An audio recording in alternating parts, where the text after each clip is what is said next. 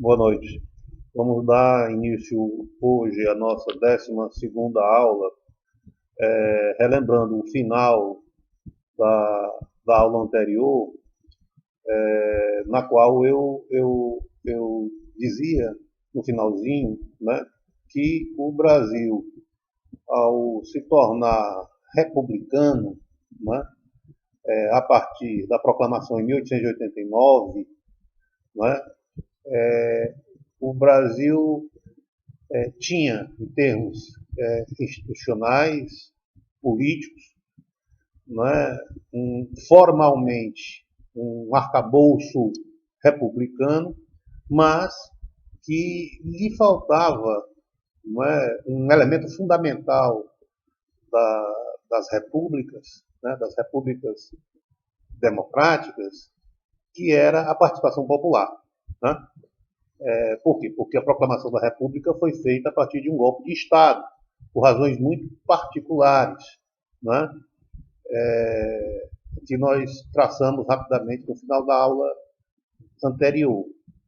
E, em termos econômicos, né, você havia herdado, né, um problema enorme que afeta o Brasil até hoje, que é determinante para os problemas enfrentados pela sociedade brasileira até hoje, que foi a constituição, né, da pobreza econômica, né, quando foi feita a libertação dos escravos, né, em 1888, sem ter sido imaginado um processo gradual e também um processo de indenização, de ressarcimento, não é, para os proprietários de escravos, que acabaram, dado ao seu descontentamento com o Império, né, com a medida adotada da libertação dos escravos, né, feita pela princesa Isabel, acabaram por tirar o apoio político do Império. E isso acabou criando um contexto,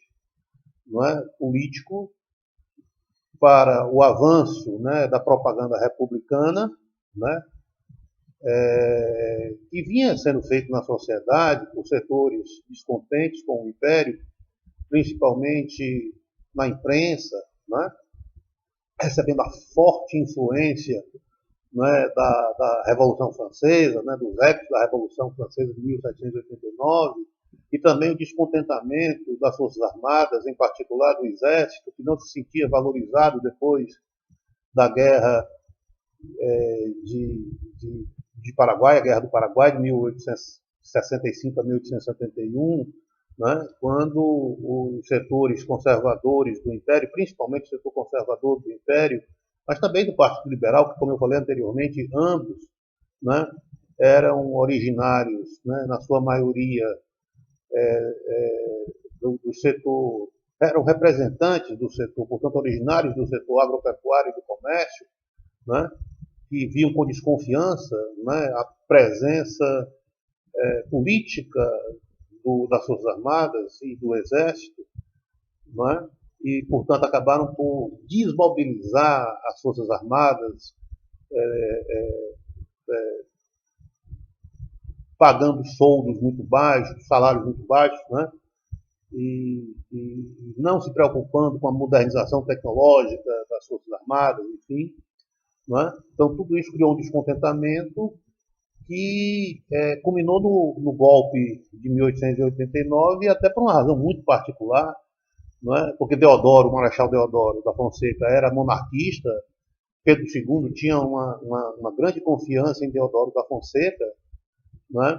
Mas por um erro, até por uma inabilidade, mais uma vez, a inabilidade política de Pedro II ao deixar ser nomeado, ou pelo menos veiculado a notícia de que um desafeto pessoal do Marechal Deodoro, né, fosse nomeado ministro da Guerra. Isso revoltou Deodoro da Fonseca, porque essa pessoa que foi nomeada, ou pelo menos vazaram o boato, né, de que ele seria nomeado ministro da Guerra, era um rival amoroso de Deodoro da Fonseca, por conta, né, da baronesa, a famosa baronesa do Triunfo, né, que Deodoro era apaixonado por ela, mas não foi correspondido, né, dado a esse pretendente que havia sido nomeado, ou pelo menos supostamente seria nomeado por Pedro II. Isso, né, fez com que Deodoro tomasse de raiva, né, e apoiado então pelos jacobinos, né, que eram os radicais brasileiros das Forças Armadas do Exército, principalmente representado no Exército e nas academias militares pelo professor Benjamin Constant, né, que era um coronel de engenharia, né, acho que era major de engenharia, depois chegou a posto de major, de coronel, não me lembro bem, né, e a imprensa republicana, também jacobina, né, imbuída dos ares da Revolução Francesa, acabaram por insuflar e apoiar Deodoro nesse rompante de golpe de Estado. Então, a República não tinha base, né, na sociedade, não tinha respaldo na população, certo? Como eu falei já no final da aula anterior, certo? Em termos econômicos, né, as instituições econômicas, o Brasil era um país de base agrária, né? Todos os ciclos econômicos do Brasil sempre estiveram ali vinculados ao setor agropecuário, né? O ciclo original que nós falamos no período colonial, o ciclo do pau-brasil, depois o ciclo da cana, o ciclo do açúcar, né? Depois o ciclo do gado, né? Aí depois sim, você tem em Minas Gerais o ciclo do ouro, né? Depois o ciclo do café, na região da Bahia o ciclo do cacau, né? O ciclo da borracha, depois mais em cima no Amazonas, no norte.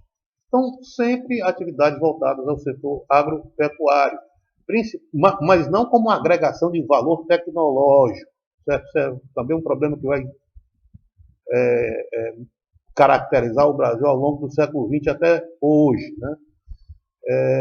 Mas sim como apenas fornecedores de matérias-primas, né? Matérias-primas de origem agrícola, de origem pecuária, de origem mineral, para o exterior. Então, no concerto, né, vamos dizer assim, no arranjo internacional dos países comandados pela Inglaterra, a grande potência hegemônica capitalista do século XIX, o Brasil entrava como um fornecedor de matérias-primas e consumidor, né, dos bens manufaturados industriais ingleses, né, que eram mandados para cá. Né? Quer dizer, o Brasil fornecia matérias-primas e recebia em troca bens manufaturados, certo?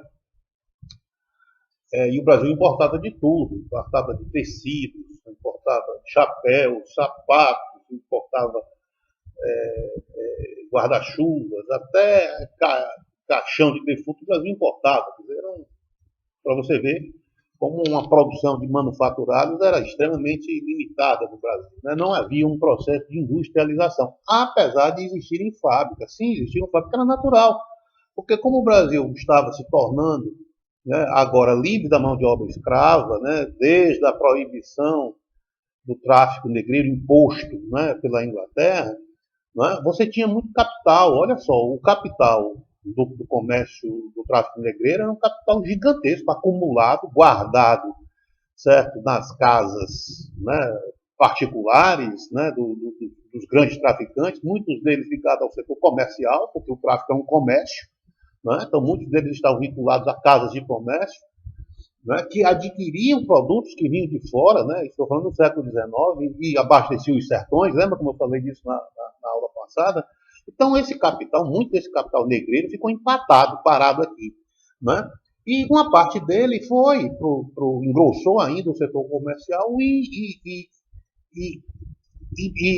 foi captado, né, pelo sistema bancário que começou a ser construído no Brasil a partir de 1808 por Dom João VI. Né? Mas esse setor bancário muito centralizado, as casas bancárias muito centralizadas pelo governo central, tanto no período de Pedro I, como principalmente depois com Pedro II. Por quê? Porque a visão conservadora, lembra que eu falei, eu vinha falando disso, a visão conservadora brasileira era respaldada por uma visão fisiocrata e mercantilista ainda. Né? Olha só, por incrível que pareça, nós estamos no século XIX. Ela é bem diferente do que acontecia na Europa, né? Na Europa dos empreendimentos, do mercado livre nascente, do Estado liberal do tipo clássico, né, se desenvolvendo, e aqui não, ainda era uma visão fisiocrata mercantilista, certo? Então, como eu falei na aula passada, esse dinheiro ali não, apesar de estar guardado no sistema bancário, ele era, né, principalmente voltado para o fornecimento de créditos para o setor agropecuário, tá certo? Agropecuário, não para o setor industrial, né? Que é exatamente o oposto, o contrário do que estava acontecendo na Europa. Então, as poucas fábricas de tecidos começaram a ser montadas aqui no Brasil no, no, no, no, nas últimas décadas do século XIX e início do século XX, né? Fábricas de tecidos como, por exemplo, o grupo Lundgren, né? Que tem origem em Pernambuco, que será depois as chamadas Casas Pernambucanas, né? Era mais conhecido como o nome de esse grupo Lundgren tinha o nome de fantasia mais conhecido, chamado Casas Pernambucanas, né? Que foram uma grande loja de variedades do Brasil nas décadas, por várias décadas do século XX. Né? Ainda hoje existe, muito limitada, não é nem de sombra, porque ela já foi um dia, mas ainda existe, Casas Pernambucanas, né? Que é o nome de fantasia do grupo Lundgren. Né? Então, você tinha aqui empreendimentos fabris, não é de se estranhar que fosse no setor de tecidos, como foi todo um processo de industrialização, sempre como começou no setor de tecidos, ou seja, tecidos e roupas, né? Fornecimento de roupas, tá certo? O vestuário, né, em geral, tá certo? Isso está na base de todo o processo de desenvolvimento industrial, tá certo? E, claro, né, as fábricas de pólvora, que foram incentivadas pelo Normão VI, que chegou aqui no Brasil em 1808, né, para abastecer os arsenais, etc., aqui, né, já que Portugal estava, enquanto Dom João vem para cá, Portugal está em guerra. Tem muitos bons livros que retratam isso aí, né? Além daquele que eu já falei, do Jorge Caldeiro, tem o livro do Laurentino Gomes, 1808, um excelente livro. Aliás, 3 livros que vocês deveriam conhecer do Laurentino Gomes, não sobre o século XIX. O livro de 1808, o livro 1822 e o livro 1889. 3 grandes livros, muito bem escritos, muito bem fundamentados, né, cientificamente, com dados históricos muito bem corrigidos, né, e textos excelentes, muito bem trabalhados, muito bem explicados, muito bem escritos, feito por esse grande pesquisador chamado Laurentino Gomes. Né? Então, ele tece um retrato do Brasil do século XIX muito interessante, muito bem feito. Né? Então, veja bem, aquele que eu falei, né? O capital que existia à disposição, principalmente aquele capital que tinha sido represado depois da proibição do tráfico negreiro, esse capital fluiu para o setor comercial ou para o setor agroexportador, nunca para o setor industrial. Os capitais que chegaram aqui e montaram fábricas industriais eram geralmente capitais estrangeiros, né? Que viram no Brasil a oportunidade, né? de montar os seus negócios, né? No setor industrial. Mas não houve, observe bem, não houve um processo de industrialização. Porque, olha, o primeiro sinal está exatamente aqui no que eu vou dizer. Não houve uma migração campo-cidade, que foi uma das marcas, uma das características de todas as sociedades onde ocorreram processos de industrialização, que era a migração campo-cidade, ou seja, as pessoas migrando do campo, migrando do meio rural para o meio urbano. Isso não aconteceu aí no final do século XIX. O Brasil permaneceu, só para vocês terem uma ideia, o Brasil permaneceu agrário até 1970. O que eu quero dizer com isso? Até 1970, o Brasil era uma população rural, ou seja, a maior parte da população brasileira vivia nos campos, vivia no meio rural. Olha só, até 1970 do século XX. Quando é 1970, né, o censo do Instituto Brasileiro de Geografia e Estatística vai revelar que o Brasil havia se tornado urbano, ou seja, a partir de 1970, com o censo divulgado, o censo do IBGE divulgado, o Brasil passou a ter, né, a maioria da sua população vivendo nas cidades, ou seja, aí, né, houve a virada. Né, o Brasil passou a se tornar urbano, né, com a maior parte da sua população vivendo nos meios urbanos, nos centros urbanos, né, e o campo sendo esvaziado. Aí sim, né? Lá, a partir de 1930 para frente, é que o Brasil começou a viver um processo de industrialização. Olha só, a partir de 1930 para frente. Nessa aula nós vamos até 1930. Nessa aula 12ª, nós vamos até 1930. Mas eu quero mostrar para vocês que de 1930 para frente, já adiantando, é que o Brasil vagarosamente começará um processo gradual que aí você poderá caracterizá-lo como um processo de revolução industrial, né? Um processo de industrialização, tá certo? E só em 1970, quando você pega 1930, 40 anos depois, quer dizer, 4 décadas depois, é que o Brasil se tornará definitivamente urbano, tá certo? Isso será acelerado nos anos 60, certo? O chamado período milagre brasileiro com os militares, né, a partir de 1964, né, com o regime militar, é que um fortíssimo processo de industrialização com participação do Estado, com fortíssimo financiamento do Estado, é que o Brasil definitivamente se tornará urbano, acelerará a migração campo-cidade e o Brasil se tornará definitivamente urbano. Então veja que não dá para você caracterizar no final do século XIX, início do século XX, um processo de industrialização no Brasil. Por que eu estou falando tanto disso? Porque o Brasil herdará, e aí é que vem a coisa, quer dizer, por caminhos tortos, o Brasil herdará, né, caminhos tortos das suas instituições políticas e instituições econômicas, ou seja, olha o que são as instituições, formas padronizadas de pensar, agir e sentir. As instituições políticas e instituições econômicas brasileiras não conseguiram fazer a leitura do que estava acontecendo no mundo, do que estava acontecendo na Europa, do que estava acontecendo nos Estados Unidos e o que estava acontecendo no Brasil. Quer dizer, o Brasil foi ficando para trás ao longo do século XIX, em relação, por exemplo, aos Estados Unidos, né, que, como eu falei na aula passada, né, o Brasil, no início do século XIX, tinha um produto interno bruto equivalente ao americano e durante o século XIX o Brasil perdeu, não é, essa corrida e os americanos, né, foram em frente e nós ficamos para trás, não é, em termos de PIB, produto interno bruto. Então veja bem o que acontece no Brasil. Não é? As instituições conservadoras, aquela visão fisiocrata, principalmente representada pelo Partido Conservador, mas também pelo Partido Liberal, que não tinha convicções, né, vamos dizer assim, capitalistas, né,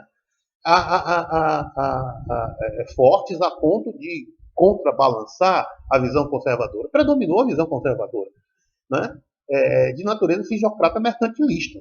Então, que os recursos que havia, vamos dizer assim, à disposição para empréstimo eram basicamente destinados para o setor agropecuário. Nunca para investimentos capitalistas fabris, porque, como eu já disse, né, a visão conservadora via com maus olhos, né, essa ideia, né, de busca de lucro, né, a partir de investimentos em manufaturas industriais. Né? Afinal de contas, pela tese fisiocrata mercantilista, o importante era, né, a riqueza gerada pela terra, ou seja, produtos de natureza agropecuária e produtos minerais para exportação, ou seja, matérias-primas, tá certo? Que evidentemente não precisava de agregação de valor tecnológico e o capital tinha uma grande fluidez, né? Rapidamente você fazia dinheiro, você pegava matéria-prima bruta de origem agrícola e pecuária, não precisava processar nada, não precisava agregar valor, vendia aquilo e recebia o dinheiro em troca. Ponto. Né? Então, aventuras de natureza fabril não fazia parte de uma visão, de um projeto de industrialização, de uma compreensão de um projeto ou processo de industrialização a ser induzido, vamos dizer assim. Tanto olha, que quando.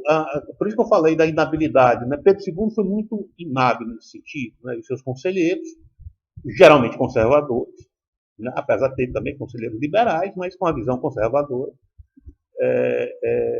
ultrapassada, retrógrada, é diferente do conservadorismo, vamos dizer assim, moderno, né? Que estava surgindo na Inglaterra, principalmente com Smith e com Edmund Burke, porque esse conservadorismo brasileiro ele é muito mais um conservadorismo de natureza retrógrada. ele vai ser considerado... o que ele chamava o Partido Conservador no Brasil não era o conservadorismo inglês. Na verdade, era uma tradição reacionária. Né? Era um conservadorismo reacionário.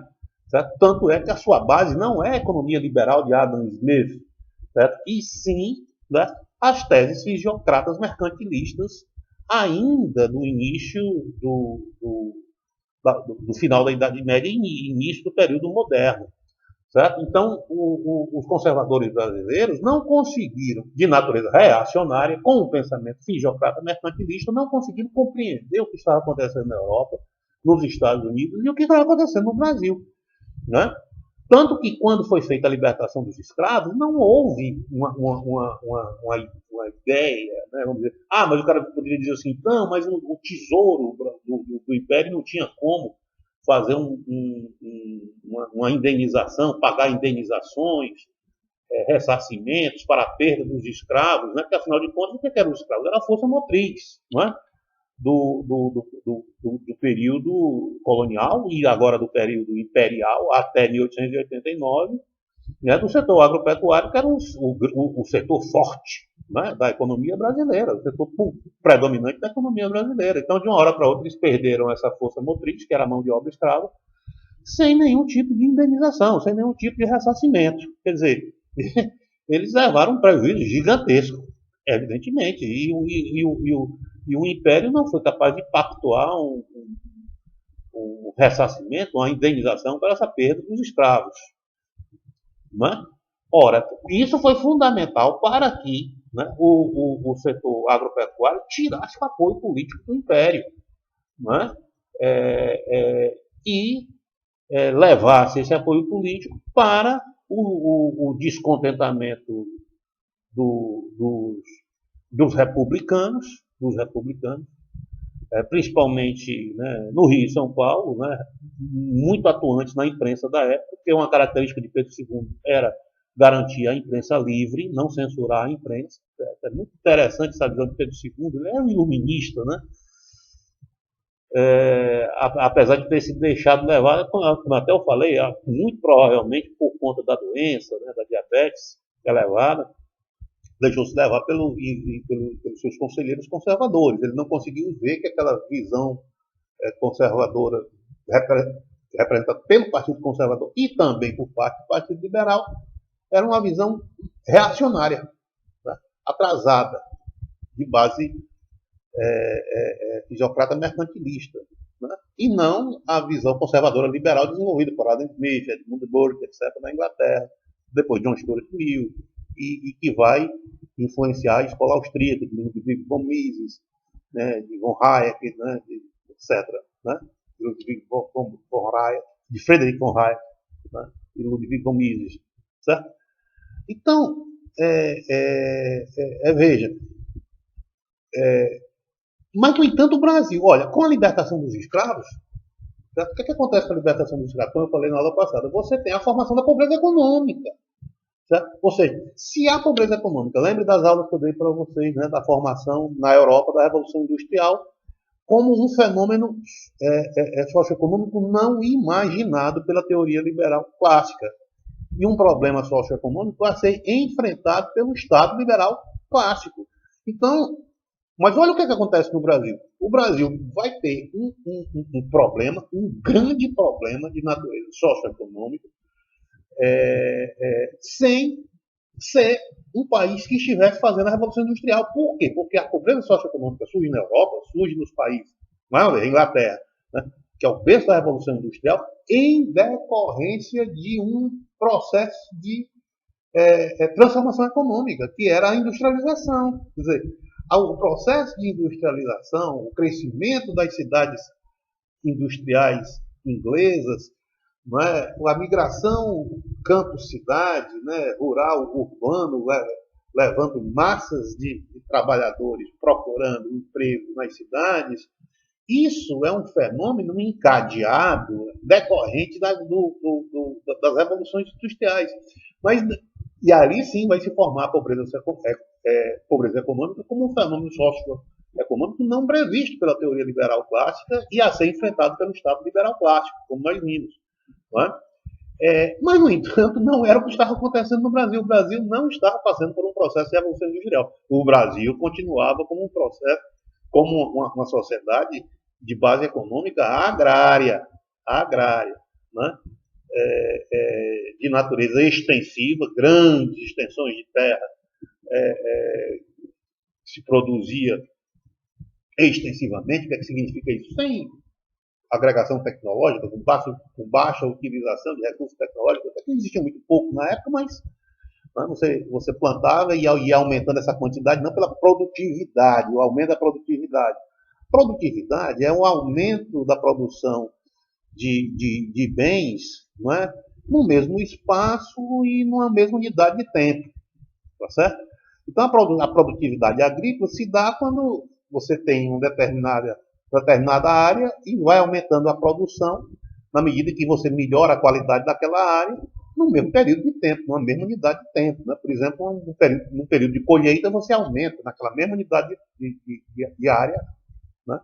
Você aumenta a produtividade. Não, o Brasil não, a produção monocultora não se caracteriza, né, pelo incentivo à produtividade. A produtividade era ganha na medida que você ia ocupando cada vez mais terras. Daí os grandes latifúndios, tá certo?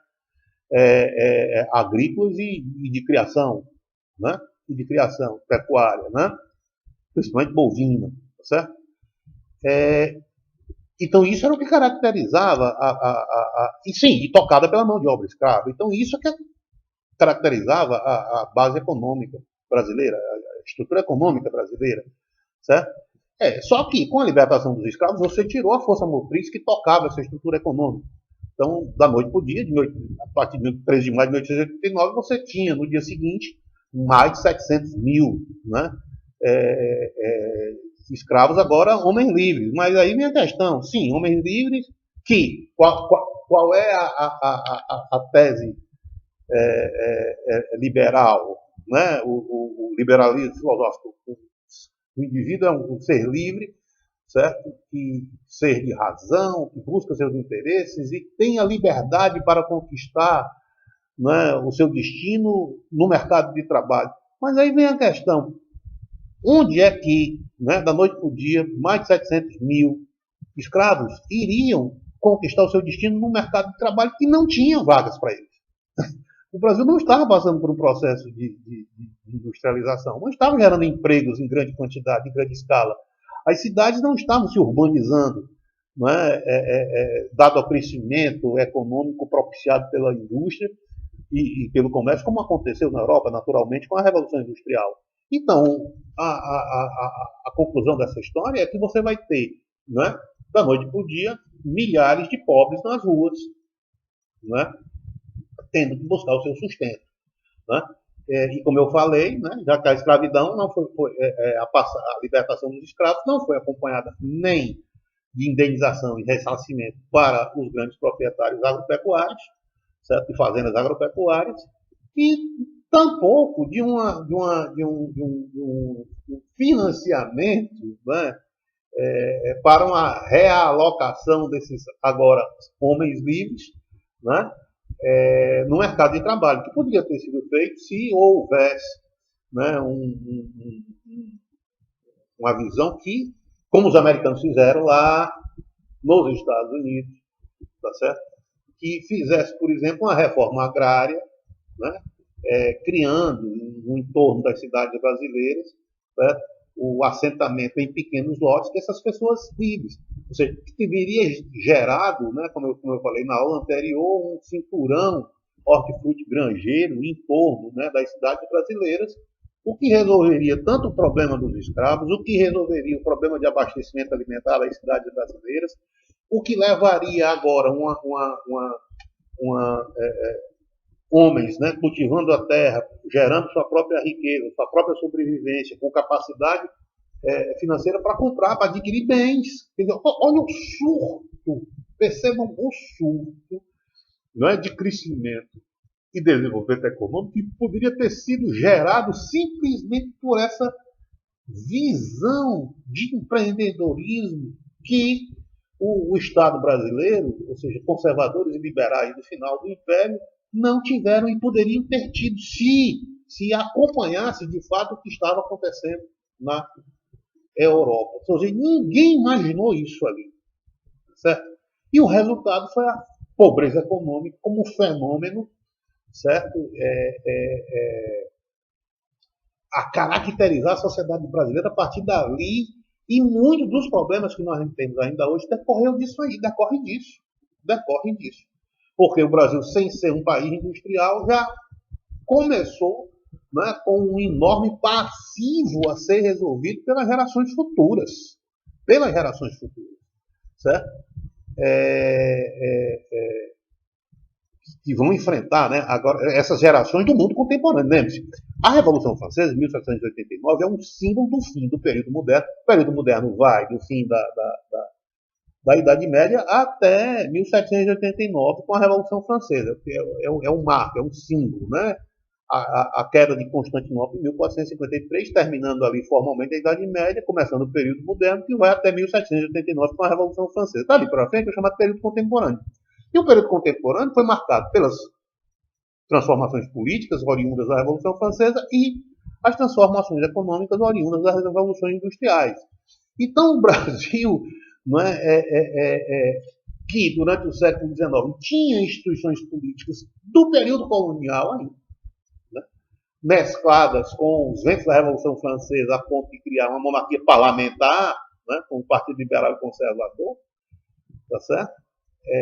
Portanto, instituições, vamos dizer assim, de uma república representativa, é o princípio monarca absolutista com o princípio da república representativa, democrática representativa, que a estrutura econômica era de origem puramente agropecuária, com a visão fisiocrata, mercantilista, de economia, né, representado principalmente pelos conservadores brasileiros. E, como eu falei, não era a visão conservadora inglesa, certo, do capitalismo que vive no mercado, e sim uma visão fisiocrata, mercantilista, de fortíssima influência francesa, ainda lá da Idade Média.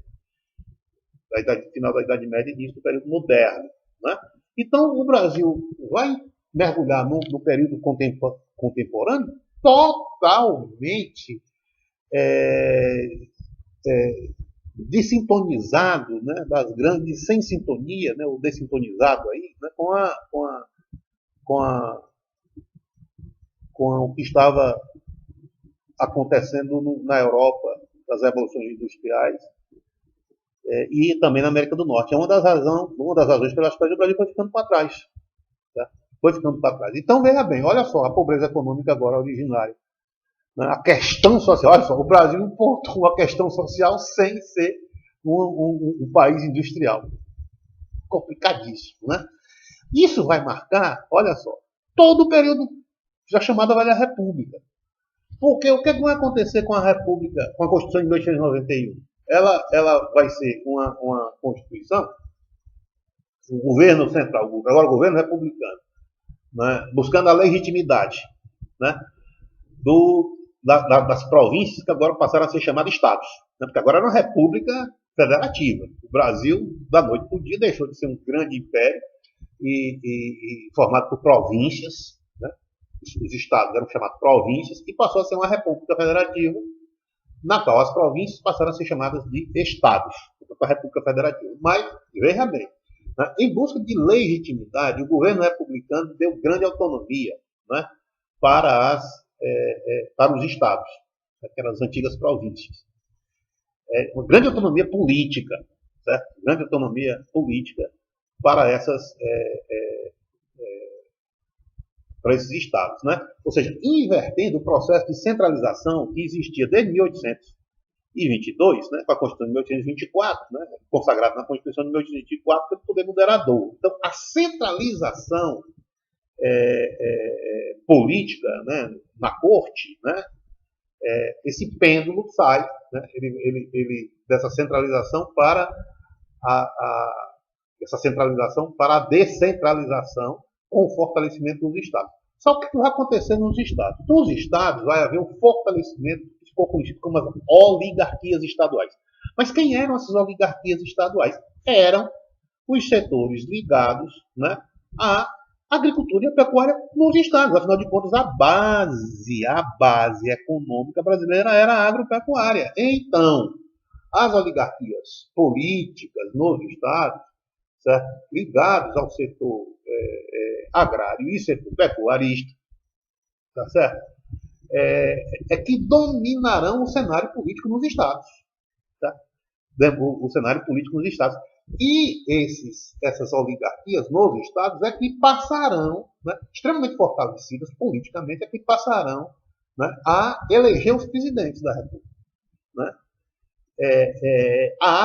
Vocês estudaram isso, o célebre Pacto dos Governadores, né?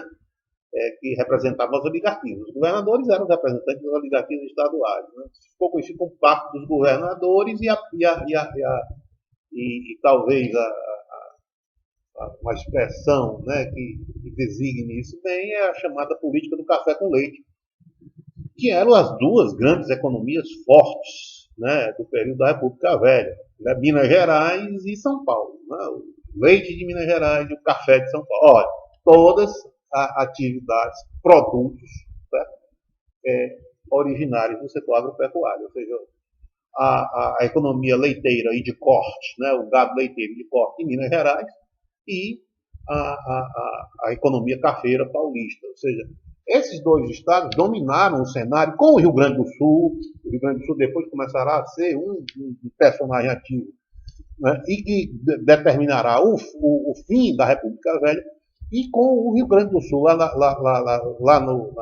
na região sul, né, como uma força também a ser considerada.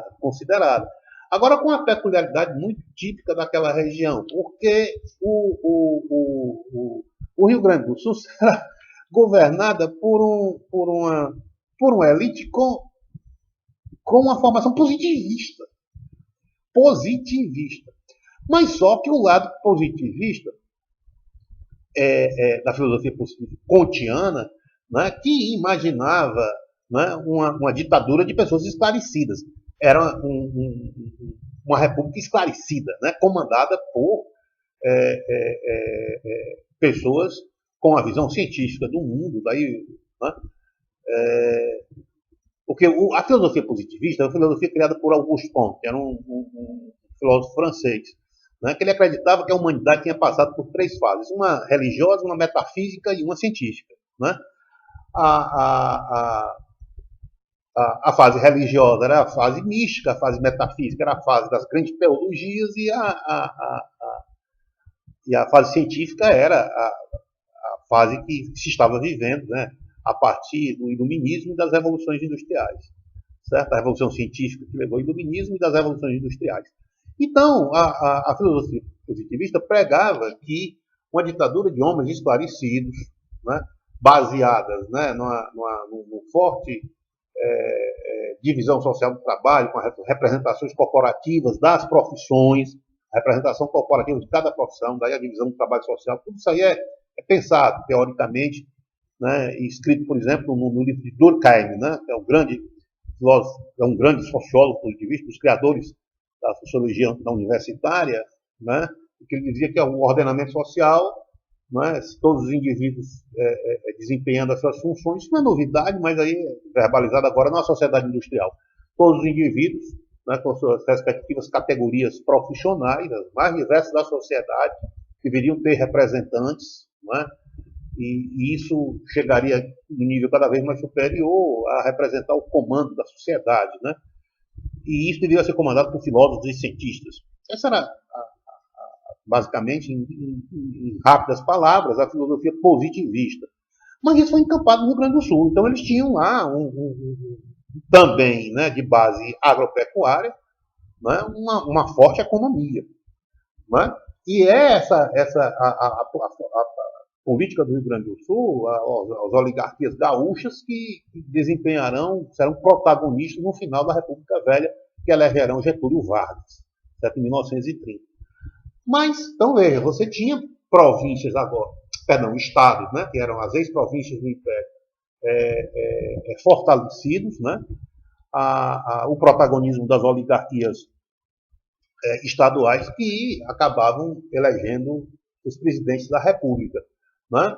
Aí você vem a questão, ora, mas se a base econômica daquele mundo, né, da República Velha, era agropecuária, então praticamente os cenários urbanos não modificaram. Não modificaram.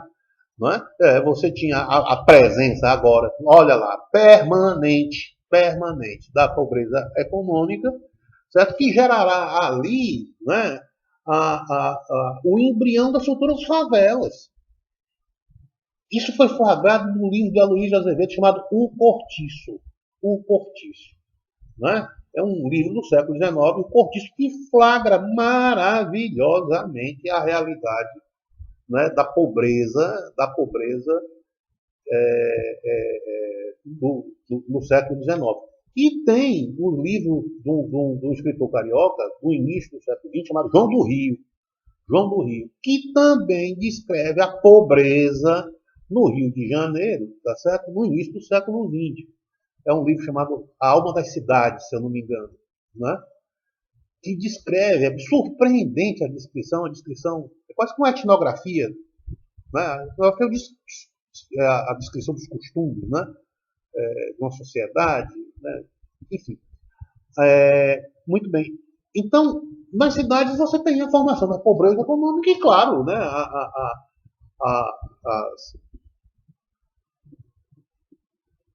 As classes sociais, os segmentos sociais, certo? Que não modificaram muito a sua composição do final do Império para o início da República Velha. Continuarão os mesmos. Não é? Continuarão os mesmos. Os grandes comerciantes, tá certo? Os grandes proprietários agropecuários, não é? Aqueles que eram donos de fábricas, de tecidos, né? De móveis, né? Mas muito timidamente. Né? Não dá para você falar aí de uma. Em São Paulo, você tinha ali, já, claro, né, principalmente devido à riqueza do café, e devido né, às linhas de ferro, né, as linhas férreas, é claro, né, que algumas fabriquetas foram surgindo, né, muito vinculadas sempre ao tecido, caso de São Paulo, por exemplo, o Grupo Matarazzo. Né, olha a formação da economia industrial, Paulinho. O Grupo Matarazzo, né, um exemplo clássico. Né? Em Pernambuco, né? Você tem na Bahia, você tem. Né? Mas o grosso da economia é agropecuária, sem dúvida nenhuma. Certo? E com o passivo da pobreza econômica batendo a porta nas cidades, certo? Vivendo no que hoje é conhecido como favelas, cujo embrião foram os cortiços, descritos no livro Cortiço do século XIX de Aloysio Azevedo. Então, se você quer conhecer a pobreza, a formação da pobreza econômica, leia o Cortiço do Aloysio Azevedo e o livro do João do Rio, A Alma das Cidades. Não é? Muito bem. Esse aí é o cenário da República Velha. Da República Velha.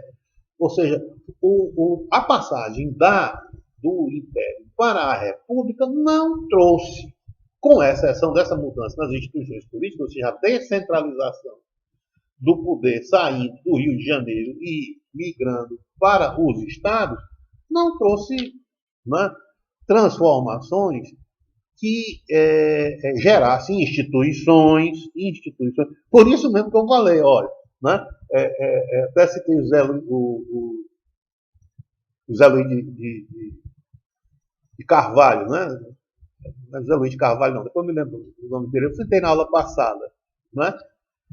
Que ele dizia, disse, olha, o embaixador francês no Brasil, quando houve a proclamação da República, né, Louis Couty, né, ele dizia o seguinte, olha, foi o povo bestificado, né, no dia da proclamação, 15 de novembro, o povo bestificado pensava que estava presenciando uma parada militar. Né? Mas, na verdade, e ficou sem entender nada. Na verdade, não era uma parada militar. Ele estava assistindo a proclamação da República. Né? E ele pouco sabia que diabo é que estava acontecendo. E estava sendo proclamada a República e o povo pensando que era parada militar. Ou seja, o povo. E aí, palavras dele, né? José Murilo de Carvalho. Pronto, né? José Murilo de Carvalho. Né? Retratando a fala do embaixador francês Louis Couty. O embaixador era um cônsul francês do Rio de Janeiro, se não me engano. Né, que ele dizia, olha, o povo assistiu tudo, né, bestificado sem saber o que estava acontecendo e, na verdade, estava presenciando a proclamação da República. Né?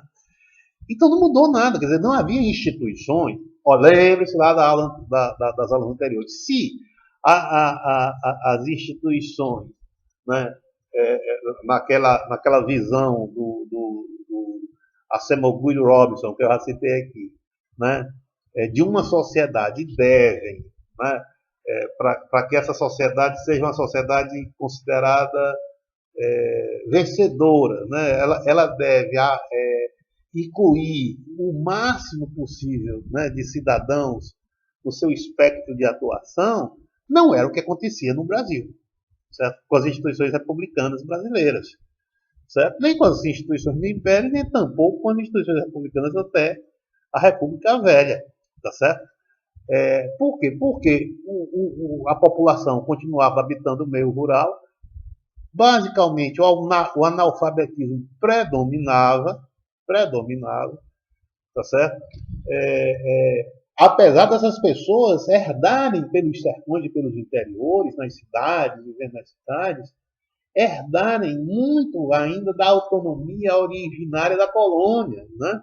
Por quê? Porque aos poucos é que agora a República, certo? A República, né, foi se expandindo pelos interiores e levando a novidade dos impostos, né, para a maioria, já que agora todos os cidadãos são livres numa república, né, não existe escravos, não é mais, tá certo? Então, cada indivíduo é um cidadão da república e, portanto, tem que pagar impostos, né? E as pessoas morriam de medo. Daí o caso, por exemplo, olha, a figura de Canudos, né, de Antônio Conselheiro, na verdade, né, olha como a República atuou, né, para reprimir, né, o movimento de Canudos. Por quê? Porque era um movimento antirrepublicano, monarquista. Antônio Conselheiro via na República, né, a representação do demônio, né, do diabo. E se posicionou contra aquilo ali, criando uma sociedade de matutos, né, de caboclos, né, no sertão baiano, né, no sertão baiano, e que foi posteriormente, né, vencida pelo exército brasileiro, né, que dizimou, né, os canudenses, né, ali do Antônio Conselheiro, mas eles representavam uma visão antirrepublicana pró-monárquica, né, que defendia a volta de Pedro II, né, ao Brasil, que estava no exílio. Então, ou da família imperial. Né? Então, veja, tá certo, que a sociedade brasileira não se modificou em nada, praticamente, na passagem do Império para a República até 1930, ou seja, durante a República Velha. E, portanto, as instituições da República não incluíam a maior parte da sociedade brasileira, evidentemente, a partir daquela conceituação do Acemoglu e do Robinson. Tá certo? Pelo contrário, expulsava, né, vamos dizer assim, né, já que essas pessoas estavam alijadas do jogo político, certo? E quando obedeciam, né, aí vai se criar o fenômeno, né, por exemplo, político nos sertões, nos interiores do Brasil, né, dado a força das oligarquias estaduais, né, do mandonismo, vai criando um fenômeno chamado coronelismo político. Né, o coronelismo político. Né, fenômeno esse representado pelos grandes proprietários agropecuários, né, que tinham uma forte influência sobre os moradores das cidades, pelos interiores, tá certo? E, consequentemente, controlando seus votos, dada a sua força econômica pelos interiores, pelos sertões do Brasil. Né? Então, eles tinham uma grande influência nas suas regiões, né? Onde eles tinham as suas terras, né? Onde criavam gado ou plantavam, né? Sobre os moradores, sobre as cidades, tá? Portanto, eram os detentores do jogo político. Né? E, evidentemente, faziam parte das oligarquias estaduais e legitimavam os governadores, que, por sua vez, legitimavam os presidentes. né, quer dizer, faziam os presidentes da República. Então, esse é o cenário político, o cenário econômico, né, onde é que você ia pensar aí, né, em instituições educacionais universais, ou seja, que levasse a educação para toda a sociedade brasileira? Mas nem pensar. Onde é que você ia pensar aí em instituições, né, criação de instituições científicas? Nem pensar. Você quer ver um dado, como eu falei na aula passada, ou na aula passada, ou na 10ª, né? Que eu dizia, preste atenção o que acontece nos Estados Unidos, né? Na qual as elites econômicas das colônias que se tornaram, né, das colônias americanas, né, que se tornaram depois os estados independentes, né, depois de 1776, né,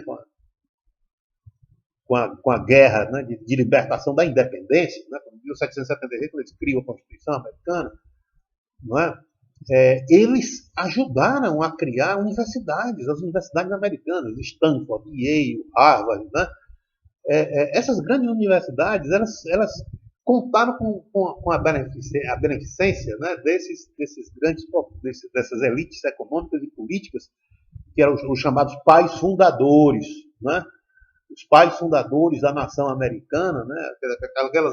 Eles tinham, né, além de serem protestantes, com aquela visão, né, metodista, né, de educação, né, educação para a salvação individual, eles foram levados naturalmente, a partir dessa visão, a financiar a criação de universidades, escolas técnicas, etc, etc.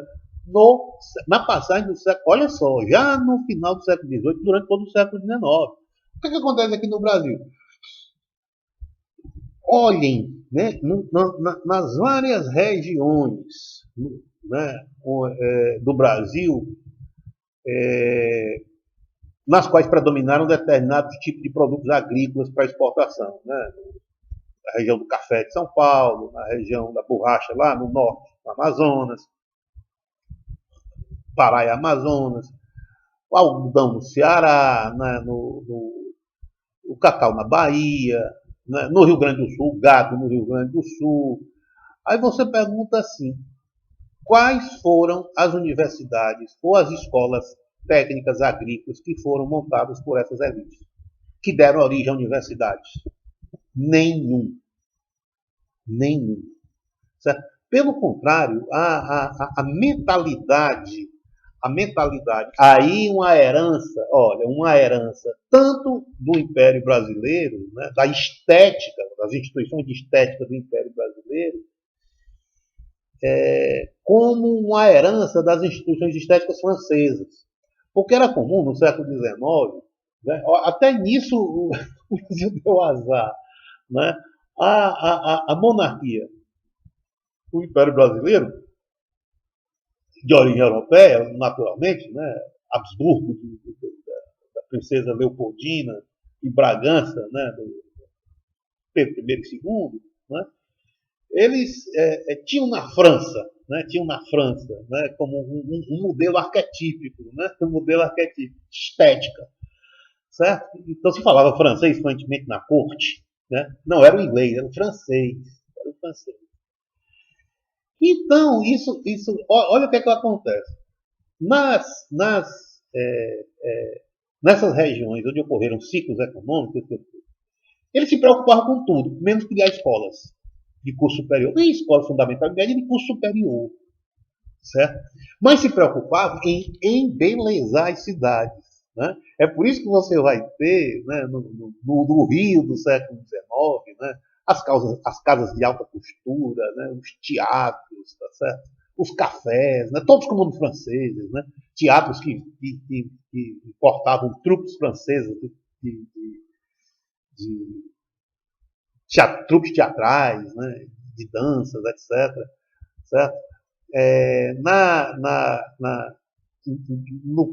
Em Belém, né, em Manaus, né, a criação de casas de ópera, tá certo? Teatro, etc. Aí você fica imaginando, mas meu Deus, tinha tudo. O embelezamento das ruas, mais uma vez, cafés, casas de cultura. Aí você tipo, pô, e cadê as instituições universitárias? Cadê as escolas técnicas agrícolas? Já que já que se a produção era, a economia brasileira era agropecuária, baseada na monocultura de exportação, ou exportação de matérias-primas, então, minimamente, seria imaginável, né, que essas pessoas imaginassem em agregar valor a esses produtos. Ou seja, pegar a borracha, pegar o cacau, pegar o café e agregar valor. Ou seja, só que a agregação de valor se dá com conhecimento tecnológico. E esse conhecimento tecnológico é gerado onde? Nas universidades ou nas escolas técnicas. Só que isso não foi pensado. Só que isso não foi imaginado. Né? Quer dizer, a visão econômica que eles tinham era pegar aquela matéria-prima bruta e vender e fazer dinheiro logo. E depois embelezar a cidade. Nunca investir em educação. Nunca investir em educação. Certo? Preparar tanto a sua mão de obra como desenvolver uma visão científica e tecnológica, tá certo? Que se traduzisse em agregação de valor científico à produção agropecuária brasileira. Né? O resultado é que até 1930 não haverá mudança no cenário nenhum. Certo? Né, esse período será encerrado a partir do descontentamento militar. Mais uma vez, né, o descontentamento militar, não é, que levou a 1889, né, com o rompante de Deodoro, né, com raiva por conta de uma possível nomeação, né, de um desafeto amoroso seu, né, para o Ministério da Guerra, né, mas que recebeu o respaldo de Benjamin Constant, né, que era, na verdade, Benjamin Constant era o líder intelectual dos militares positivistas, né, ele era professor, né, da Escola Militar do Realengo, se eu não me engano, no Rio de Janeiro, né, e aí vai aproveitar desse rompante de Deodoro e ajudar a derrubar o governo imperial. Tá certo? Mas as ideias positivistas, a ideia de transformação da sociedade em nome da ciência, certo? Isso continuará em fermentação no meio militar. Certo? O que gerará, nos anos 30, um movimento chamado tenentista, que eram os jovens oficiais das Forças Armadas, né? Imbuídos ainda dos valores republicanos, né? Positivistas e do radicalismo republicano positivista do século XIX, né, os jacobinos brasileiros, vamos dizer assim, né, o jacobino, como eu já falei, é o setor mais radical, né, da Revolução Francesa, tá certo? Isso continuará fermentando nas academias militares e que levará a 1930. Por isso que eu falei do Rio Grande do Sul. Por quê? Porque no Rio Grande do Sul vai ter, né, uma forte influência positivista no governo gaúcho. No governo gaúcho. Muito interessante isso. Né? Você encontra isso na obra Getúlio 1, 2, 3, do cearense chamado Lira Neto. É uma biografia sensacional sobre Getúlio Vargas, no primeiro volume. Né? Ele descreve pormenorizadamente, né, o governo gaúcho, certo?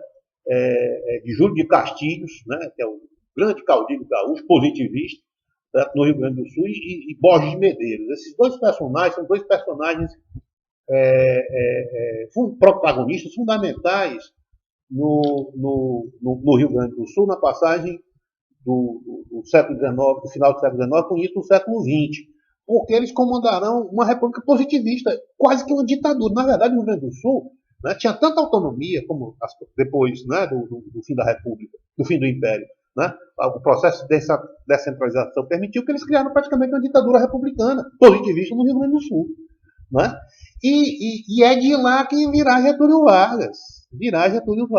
Inicialmente representante das elites gaúchas e depois com o apoio, né, dos militares do exército de orientação positivista, né, os jovens tenentes positivistas, que derrubarão, né, depois dos impasses entre o Pacto dos Governadores, entre São Paulo e Minas Gerais, em decorrência desses impasses, né, vem Getúlio, respaldado pelas Forças Armadas, pelos jovens tenentes das Forças Armadas, que serão depois os generais de 1964. Né? Então você tem um leque. Né? Perdão, você tem um arco de atuação política das Forças Armadas que no Brasil começa em 1889. Né? Começa em 1889, com a derrubada do Império, depois se manifesta em 1930 e depois se manifestará em 1964. Esses três momentos são um grande arco de atuação militar que só se encerrará em 1985, com o fim do regime militar, de 64 a 1985. Então começa ali. O fim da República Velha decorre de um processo de renovação política pregado pelos positivistas do Exército Brasileiro, que apoiam Getúlio Vargas, que era um representante das elites gaúchas, mas ele tinha uma formação positivista, porque Getúlio estudou, né, nas escolas militar gaúcha, né, formação de oficiais do Exército gaúcho, e se formará em Direito, também com a fortíssima... Né, basta você ler, o Lira Neto no livro dele, né, Getúlio volume 1, 2, 3. No primeiro volume, ele destaca, inclusive, o trabalho final de bacharelato do Getúlio, de fortíssima orientação positivista, tá certo? Então, os militares, apoiando Getúlio, derrubarão, né, dado ao impasse dos interesses entre São Paulo e Minas Gerais, que outro impasse, e Getúlio conseguiu, né, apesar de ter sido derrotado nas eleições de 30, ele vai dar um golpe de Estado com a ideia de fazer, né, uma revolução, né, daí o nome, Aliança Libertadora, Aliança Nacional, Aliança Libertadora Nacional, é a ALN, né, Aliança Libertadora Nacional, olha só, né, que dá a ideia, né, de uma mudança de rumo do Brasil, uma modernização do Brasil, e que ela será de natureza industrial. E agora você pergunta, mas por que será de natureza industrial? Porque os militares tinham visto a Primeira Guerra Mundial. Os militares brasileiros, inclusive, uma pequena participação, né, com patrulhas, navio hospitais, foram enviar um navio hospital, ou um serviço de enfermeiros, e patrulha atlântica, que as Forças Armadas brasileiras. Pouco a gente sabe disso, mas participaram na Primeira Guerra Mundial. Os militares brasileiros viram o que era a Primeira Guerra Mundial e sabiam que, para continuar existindo o Brasil como um país autônomo, um país independente, necessitava de forças armadas modernizadas, o que significa dizer que essa modernização implicava a posse de tecnologia industrial, porque a Primeira Guerra Mundial representou, não é, a primeira grande guerra, de fato, com tecnologia militar avançada, com recursos tecnológicos que as Forças Armadas brasileiras, que o Exército brasileiro nem sonhava ter. Não é? E ali, portanto, é essa visão que levará, né, uma necessidade de uma revolução tecnológica, uma revolução política respaldada, né, agora no conhecimento, na busca de tecnologia industrial, que levou os militares a apoiarem Getúlio nessa empreitada de 1930, que encerrou a República Velha. Certo? Ok, obrigado.